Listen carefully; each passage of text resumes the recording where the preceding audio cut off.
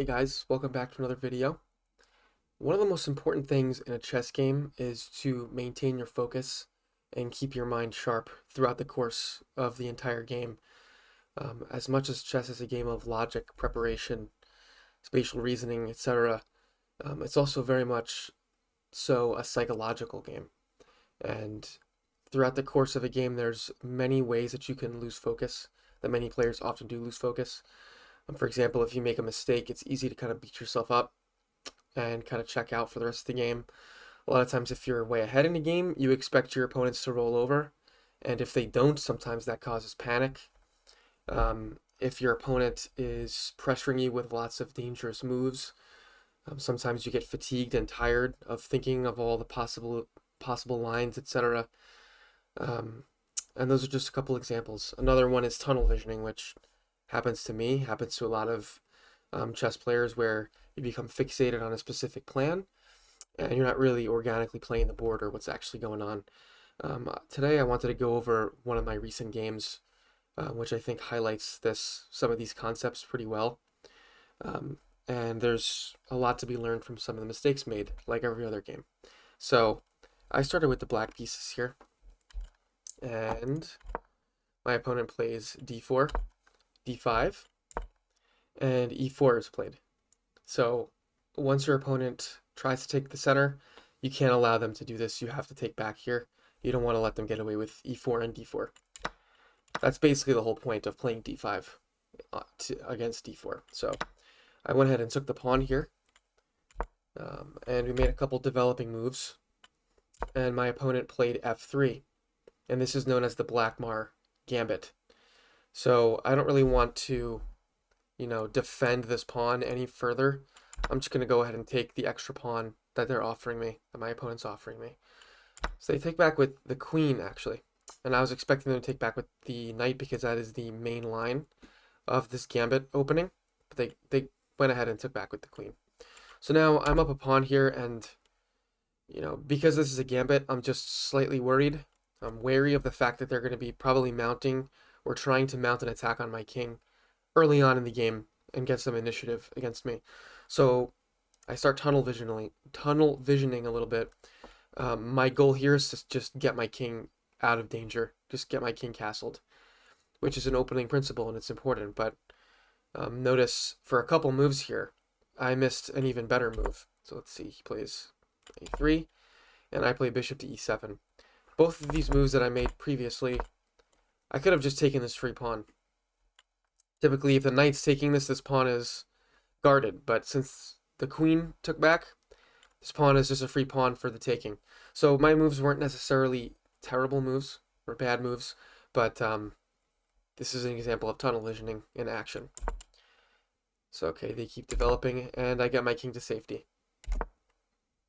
Castle's queen side, I notice that the rook is already in the middle of the board and ready to attack here. So I continue to develop, and he plays d5. And one of the first things you learn, I guess, as you're playing chess is you don't really want to take or attack squares or pawns here, in this case, if your opponent has the same number of defenders as you have attackers. And this is something I noticed pretty early on, or right after this move was made, and I considered this to be an issue, especially if I take here, he takes back with his knight, and let's say I take with my knight. When the rook takes back, he's going to be attacking my queen. So I didn't really want to go ahead and with that continuation. So I took the pawn, he took with the knight, and I played bishop to g4. And my idea was if I could dislodge this queen from attacking this square, then I would remove one of the defenders of that square, and then I'd be able to win the exchange here. But there's a pretty fatal flaw or obvious flaw with this move here. So if you were white, why don't you pause the video for a few seconds and think of what white would play here.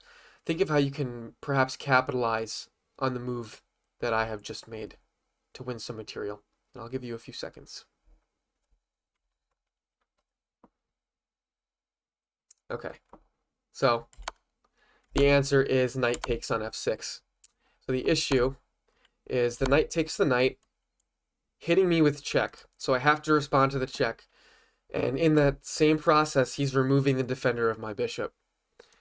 And that's an issue because once I have to respond and take back, I'm not going to take back with my pawn. That's just leaving my king wide open. So I go ahead and take back with the bishop, but now this queen gets to just capture my bishop. So my opponent is now up an entire piece. And, you know, it's a pretty blatant error, I guess, or simple error that I've made. And, you know, oftentimes players kind of check out here and they say, how could I possibly have missed that? How bad am I at this game, or whatever it is. And they kind of just, you know, go on autopilot for the rest of the game. But it's important here to keep focused and make sure you make life as difficult as you can for your opponent throughout the rest of the game.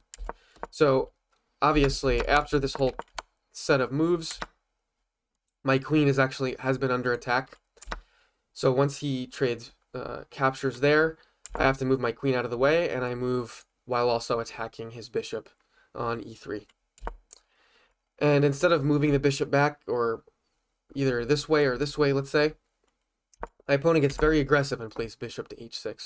It seems like a very threatening move, but we have to maintain our focus here. So this pawn is pinned, so this pawn cannot take the bishop, and he's got a double attack here, which, given the right opportunity or the right circumstances, that's just straight up checkmate in one move. But is there actually really a threat here at the moment? And the answer right now is no, because I have this bishop on f6, and this bishop's defending the square as well as the king. So there's not really a threat here, so it's important to recognize that and not freak out. Obviously, when white makes this move, it's a little bit preemptive because all of his queenside pieces still really haven't gotten into the game. If he ever has to move this queen, well, I'm going to just recapture the bishop. So it's a little bit double-edged, I would say. So I'm not really reacting to this threat in any way because right now it's not that much of a threat. I feel comfortable at this time with what's going on. So I want to challenge the open d file here. Again, because a lot of his pieces aren't developed. If I take this rook here, if he doesn't respect this, let's say, and he takes back with the queen, well, then I get to capture the bishop. If he takes back with the king, then I get to develop another rook and hit that king with check. Oops. And hit that king with check after that exchange, and I feel pretty comfortable with this. So, you know, typically you don't want to trade down when you're losing, but I feel fairly comfortable because my pieces seem more organized here and in better positions moving forward with the game. So instead of taking my rook or trading and whatnot, he plays bishop to d3, kind of blocking this attack. When I checked back at the engine here, they thought this was a slight mistake, or even more than a slight mistake. And it's kind of unclear to me. It's hard to say exactly why, but what this does allow me to do is I played knight to e5 here. So I'm double attacking, and obviously he has to respect this as I'm attacking the queen here.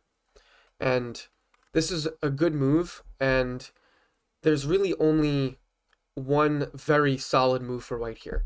And there's a lot of moves that would be considered mistakes. So let's say you were white and or your opponent had played knight to e5 here. What do you think, just as a quick quiz, what do you think move you would play here?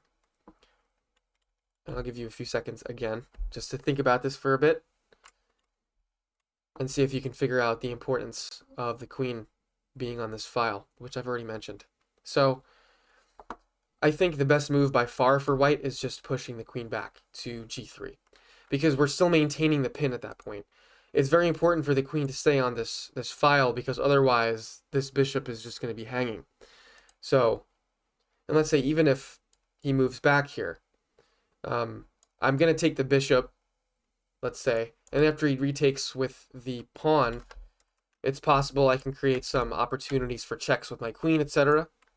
Things like that. So I'm feeling pretty good about this move, even if he goes back, but he doesn't find that move, unfortunately.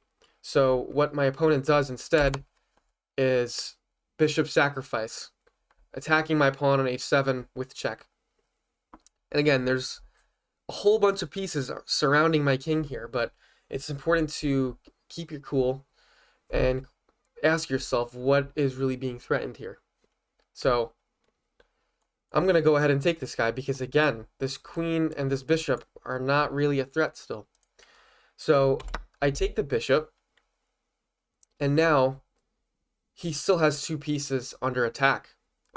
My knight is still attacking the queen, and now since my king has moved out of the way, this pawn is no longer pinned. So this pawn can go ahead and take this bishop at any moment now. So he can't save both of these pieces at the same time. So he hits my king with another check on f5, but I grab the other bishop on h6 with my king.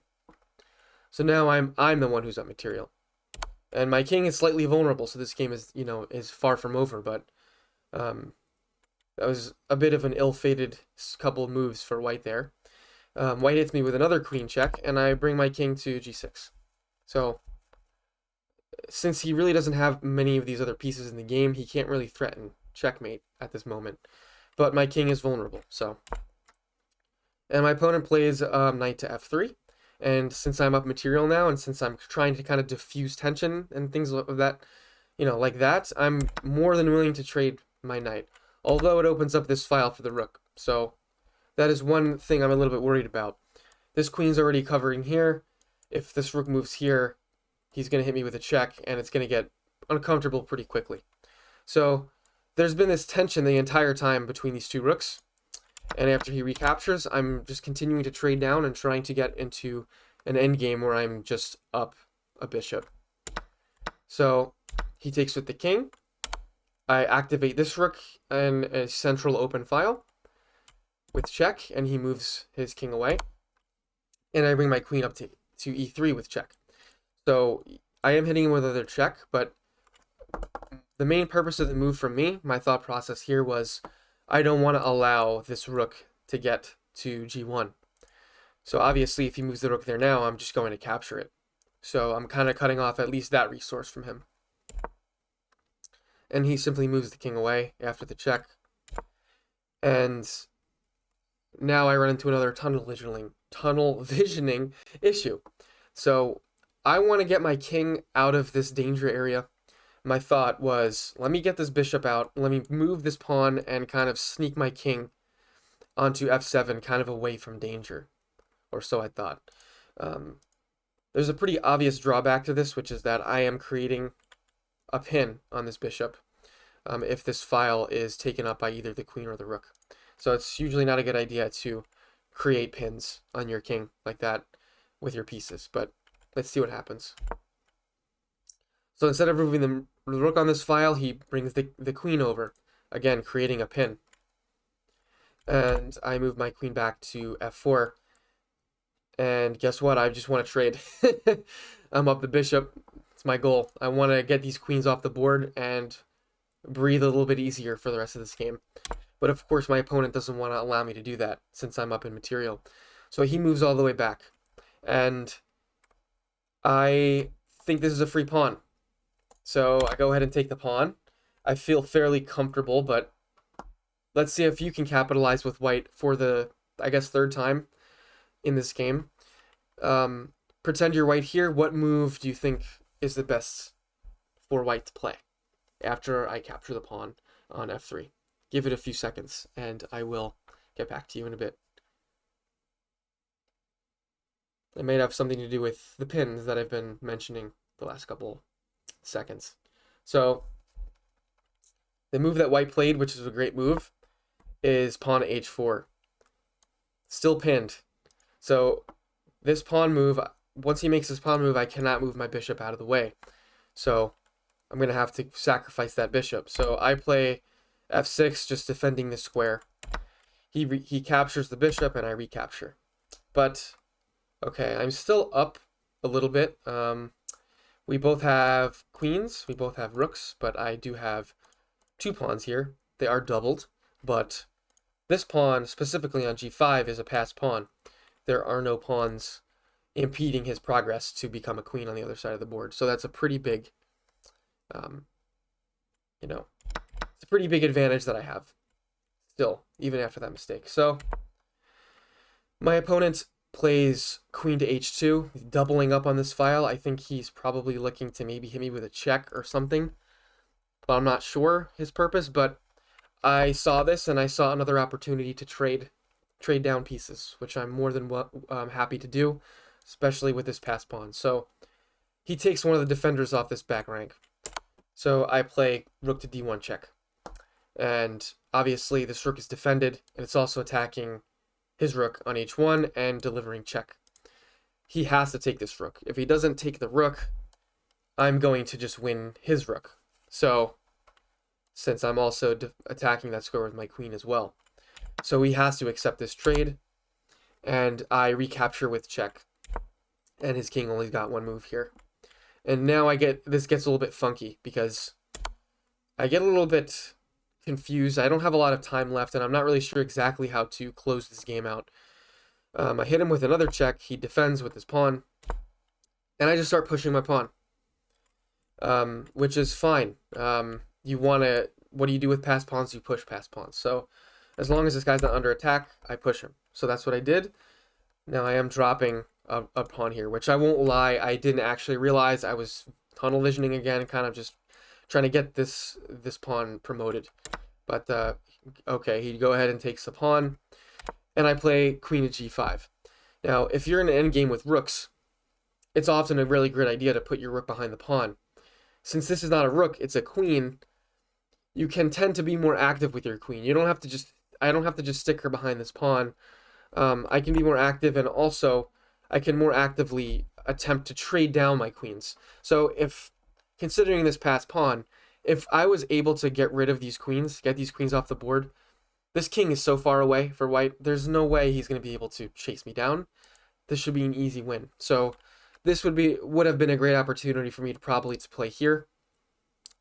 If I play queen to c6 here, I'm offering the trade of queens, I'm defending this pawn, and I'm also threatening to take another pawn with check. So it would have really forced the issue for him. But I put the queen behind the pawn. Not the best move. He captures another pawn, and I'm just chugging along with this passed pawn here. And he puts his queen behind the pawn. And what I'm trying to do now is get my king close enough to defend my queen so that I can force another trade in this area before, let's say, before this king has a chance to march all the way down and get into the action here. So he starts his march, because this is the point of contention here. And I bring my king here, and my goal is to go here. So if I'm able to get this move off, I'm hitting him with check, attacking the queen, who's undefended, and he has no choice. But he starts hitting me with checks because my king's a little bit vulnerable here. So continuing to hit me with checks, a little bit, he could drag this game on a lot. He could also possibly force some stalemates, considering how far forward my king was, which was not ideal either. But he hits me with f1 check, and this is exactly what I wanted, because now I can block with the queen, and notice now I'm blocking his check, and I'm also attacking his king with check. So because there's this check situation, if he simply moves his king out of the way because of the check, I'm going to win his queen. So doesn't really have an option here. He has to take. Or he doesn't take. He blocks because I guess he's trying to set up his own pass pawn here. But I'm fine with that. All I want to do is trade my queens with this pawn here. So I trade the queens, and now it's just a matter of getting my pawn over to this file and promoting, and then it's a pretty easy victory from here. But there's a couple mistakes in here. Obviously, there's mistakes in every game.